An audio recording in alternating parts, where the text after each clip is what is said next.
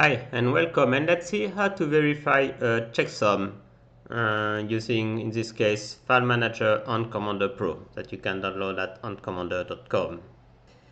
So part of the tutorial is the verified checksum. So sometime when you download the file, you can also see on the web page the checksum to validate that the file matches the one that you've downloaded, and it's for safety reason.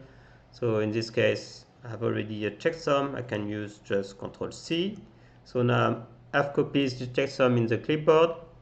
Now what I will do is I will select two different files, and then if I go to File, Info and Verify Checksum, it will go through the different files, and then it gives me that the information that the second file has been verified with SSH 256.